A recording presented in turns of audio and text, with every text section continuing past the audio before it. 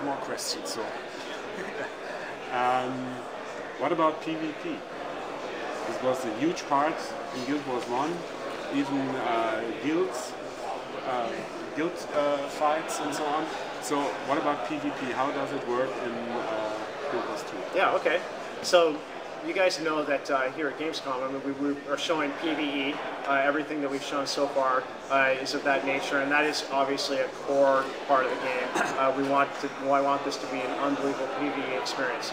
Guild Wars, at its roots, we have tons of very passionate PvP players, and we are going to make them very happy.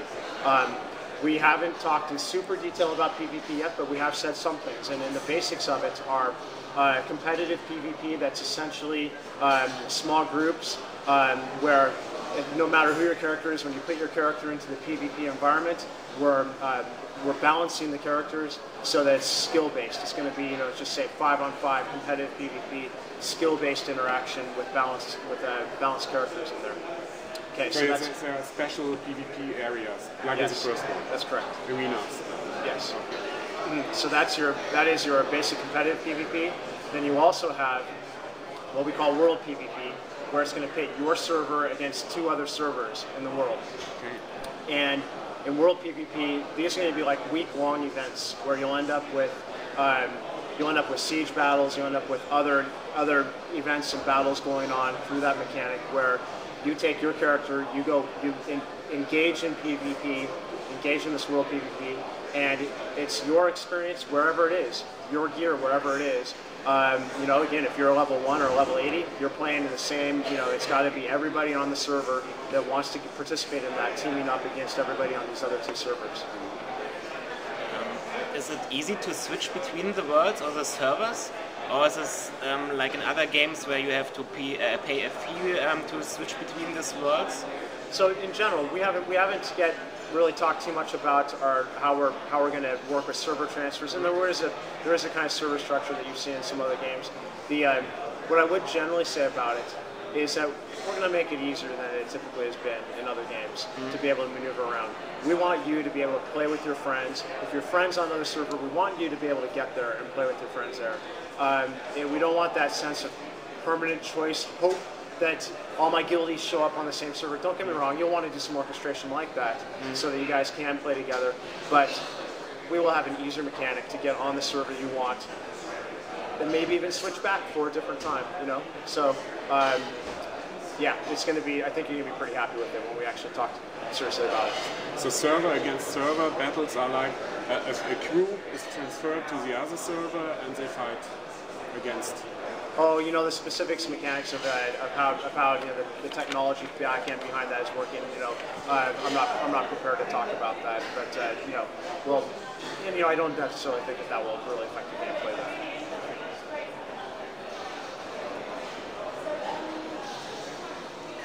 Go ahead. The color system for coloring your armor. The color system for the armor. Is it necessary to find the colors, or you have your all colors we see now in the demo? Do you have this color? Awesome question. What I'll tell you is that there are infinite types of colors that are at play.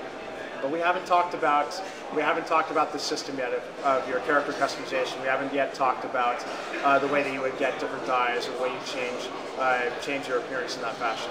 We'll get there. And we'll have a whole expose on it. So yeah, we're just not there yet talking about it. I will just keep asking. So No problem. what about the typical MMO stuff? Will there be auction houses? Will there be mounts, housing, and this? Can you say something about this? Awesome question. Awesome question. Yeah, I know your answer, but these are all stuff that I want to talk about, but we need to talk about it the right way. So crafting. Yeah, we're gonna have crafting in the game, of course. Okay. It's just not something that we're yet talking about. So these are things, kind of details that we're gonna feed out. And we're just not there yet for really telling all about it yet. Are you saying that you have also auction houses, but you can't say how they work out? Or are you saying you are not sure if you have auction houses in the game? I may have seen something like that. Okay. But again, well, yeah, it's when we start talking about, we really want to do it right to explain to people how it fits in. You know, we have our own take on how that will work, and we think it's going to be very cool. So, and I'm thinking of Guild Wars Factions. This was the first time when to the game was introduced fights between guilds. Is this possible in Guild Wars 2 that there are a few guilds, they own a special area and you have to fight against them? Yeah, so I guess, you know, it really comes back to, I think your closest analogy there is world PvP. You know, specifically at the moment we haven't talked about whether or not, you know, we will open up yet a third type of PvP, which is really what you're talking about. So again, at the moment, everything that we're doing is focused on having that competitive, team-based, balanced PvP, and then the world PvP aspect. The personal story, is this final, like we see it now in the demo, so the taking the gods and the where you're born, this is final like this, or have you more options later? So, because you have only 3... Oh, with respect to the biography, yeah, and whether or not the biography will be expanded. So that's a good question. I mean, look, well, I'm not going to rule anything out. Again, if we decide that it makes sense to you know, add or move it around, you know, we completely reserve the right to do that. But it is a very good starting. Think of it as a foundation. I mean, that's what I think of it. It's a foundation of your biography, and many more things will happen in the world that will craft who you are. And decisions you make will craft who you are. So even if they aren't showing up in a biography, there's going to be plenty more branching opportunities and things that will kind of describe who you are as a player. You probably saw, you know, the way that we have a journal, and that journal records everything historically that's happened, and it kind of gives you an idea of where you're going and helps you on your personal story path. Again, that will evolve over time, so that you will have more about your background. You know, remember, you get to create your history as well as you have the history before you even play it. I have a question about the equipment. Yeah. Because in Guild Wars, the first Guild Wars, you didn't have much equipment. After all, you could guide it, you could somehow customize it, but you had I don't know, tiers of armor. For example, tier 1, 2, 3, 4, and stuff. Will the equipment in Guild Wars to be more diverse? Gear is very important to us. Awesome weapons, awesome armor, very important to us. Think about how important it is in Guild Wars 2 now that you know half of your skill bar is essentially dedicated to what you're holding in your hands. That just makes it even more crucial. Where we're going to have, you know, varieties of weapons out there, and even within weapon classes, varieties of weapons in that class that are going to open up new experiences and new ways of fighting and combat, and obviously different attributes. I mean, you saw the glowing axes, and you saw that again at night special attributes come from that. So there's all sorts of different weapons in the game. I think you're going to be really pleased with it. We're opening that up. Can you say something about other races? Well, I see that, but can you say something about their playing style? Well, sure. I mean, I think if you think about, I mean, essentially, you know, the Asura, the Norn, and the Silvari. Think about the Norn, and the Norn, they're cool. Their most cool thing. I mean, again, they're big brutes. You know, warriors. You know, very strong. They actually are able to change into bestial form, which is actually an extremely cool part. You can just imagine how that opens up possibilities for even thinking about combat style and what might happen to your skill bar when that happens. And so I think that's a very cool component to them, that you know you have this dynamic change that can happen.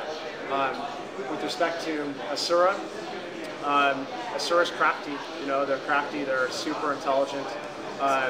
They are very magical beings. They love the use of their golems, you know, and they bring these golems to life and use them to help battle, to make up for their small posture, if you will, when they need brute force, and yet using magic to do it. Silvari, we don't know tons about the Silvari yet. I mean, Silvari is a race that was very recently born into the world, born a planet. the Silvari share a common dream that we're going to learn about that help drive and make some of their decisions as they go. So anyway, they're kind of mystical plant-style race. So anyway, that's kind of the basics of the other 3 races. And some MMOs, the problem is that some races are more liked than other races. Do you fear that you some races are more liked than other races? So when I think the community like more like in Warhammer or something, they like more one race and play only this race, and the other races are not played really much. Do you fear about this in Guild Wars 2, or do you think your races every race is so cool that the player want to play every race? So the easy answer, and you know this, every race is so cool and has its own dynamic side to it that is gonna give players a very different experience. Don't get me wrong, if you are a Guild Wars 1 fan, how can you resist playing the Char? Come on, I mean, it's like, I mean, again, we've all killed a trillion Char, and to be able to, they're so ferocious, and you know, you feel like if you've had a hard day, being able to get into a Char, and maybe even a Char warrior, and just unleash your power, your fury on things. We can see things like that. I mean, I think that people typically play a lot of human, but there are going to be very compelling, cool things about every race in Guild Wars 2 where you're going to want to experience them. I guarantee it. You're going to want to experience them. You're going to want to not only experience the different story that comes from it, but the different play mechanics, the different combat style.